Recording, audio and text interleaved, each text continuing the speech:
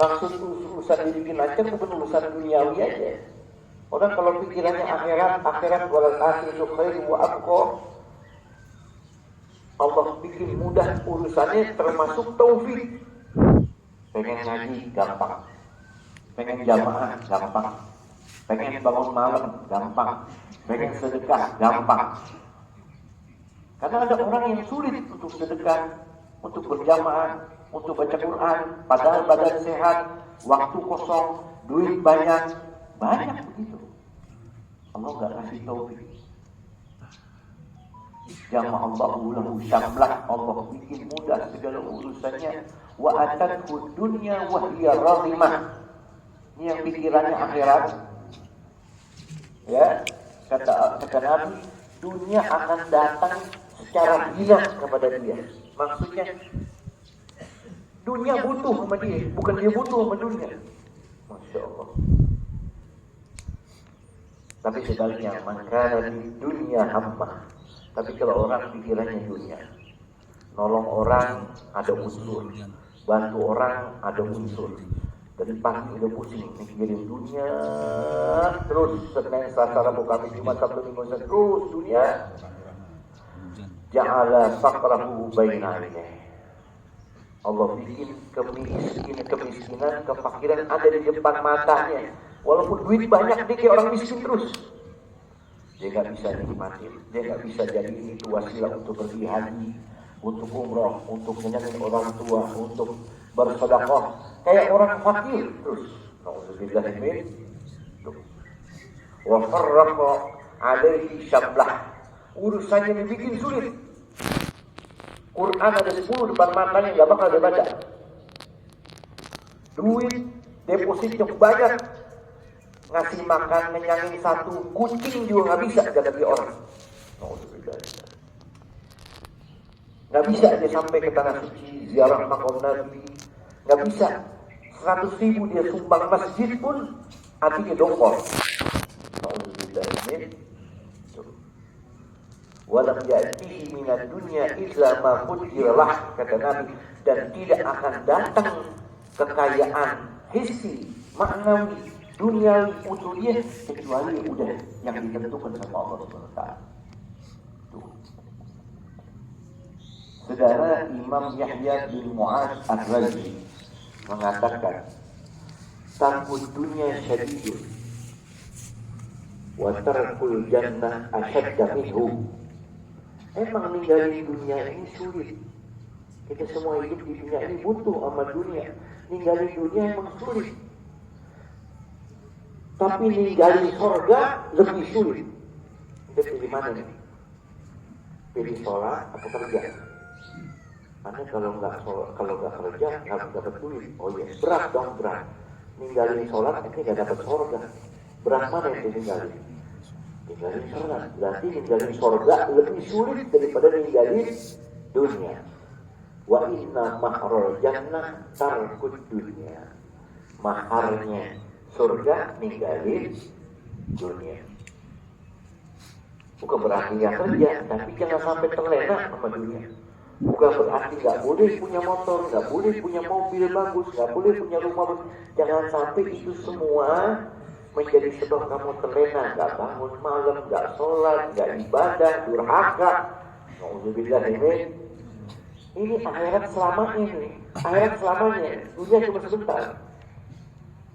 Apalagi zaman sekarang, anak kecil tuh, ada yang kena jantung, anak kecil ada yang kena diabetes, anak kecil ada yang komplikasi, cuci darah.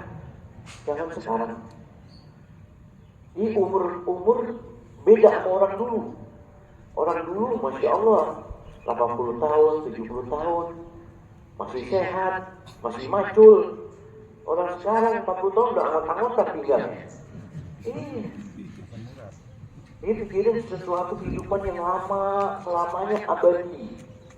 Kata kaum salaf, berkata, "Lau kana di dunia lu'lu'un tafna wal akhiratu khirqatun tabqa.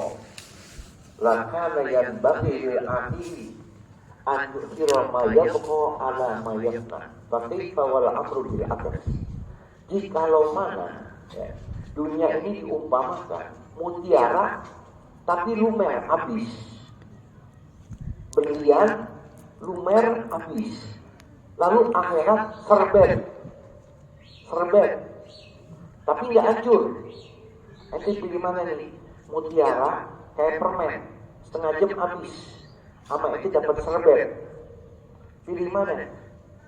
Siogyanya orang berakal memilih serbet tapi awet daripada memilih permata kayak permen habis sebentar.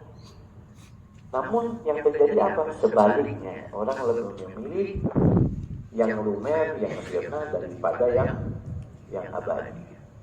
Ini ajak ya, pola pikir seperti ini, istri kita, anak kita, suami kita, pentingin akhirat.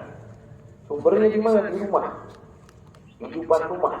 Ju'ilal khairu kulluhu fi baitin wa miftahuhu az-zuhda fi dunya. Imam Fudail bin Iyad bilang, dijadikan keberkahan, kebaikan itu sumbernya di rumah kalian masing-masing. Bapak, ibu, suami, istri, anak, cucu, mantu yang tinggal di rumah, kunci kebaikan mulanya muncul dari rumah. Kuncinya apa?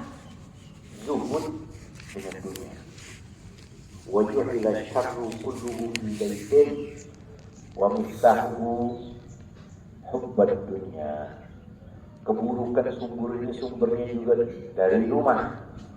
Gara-gara apa? Kuncinya mendapatkan keburukan. Gara-gara apa? Gara-gara cinta sama dunia berlebihan. Bib, istri saya mau kerja, silakan. Tahu batasannya. Kerjanya halal ya, silakan. Tahu batasannya. Ente kerja, istri ente kerja, anaknya sama siapa? Membantu, diajarin apa? Ente ngajarin kan? Nanti ditanya di hari kiamat. Istri anda nih pergi ke sono ke sini. Agama ini ngasih batasan. Istri nggak boleh umroh haji kecuali sama mahram. Sama ente atau sama mahramnya. Kalau di luar itu dilarang dalam Islam istri keluar lebih dari 2 hari. Nggak boleh. Dia harus tahu batasannya. Jangan semua cari dunia. Mak cari dunia, bapak cari dunia, kakak cari dunia, adik cari dunia. Nyala tuyul. Suruh nyolong tiap hari. Nauzubillah min dzalik. Memang kita nggak menafikan, nggak munafik. Semua orang cinta sama dunia. Al-Quran sendiri bilang wala tansana nasibaka minad dunia. Nikmati dunia untuk taat, nikmati dunia untuk ibadah. Kenapa yang saya punya rumah bagus? Anda nikmatin buat Anda ibadah. Kenapa bekerja? Ya supaya Anda punya penghasilan, bisa bantu orang, bisa sedekah, bagus. Ya, tapi jangan sampai kita salah memahami dunia ini, malah gara-gara dunia kita lupa kepada yang menciptakan kita, yaitu Allah Subhanahu wa Ta'ala.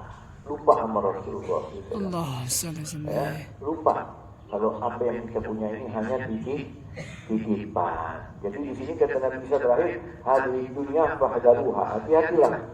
Ini dunia.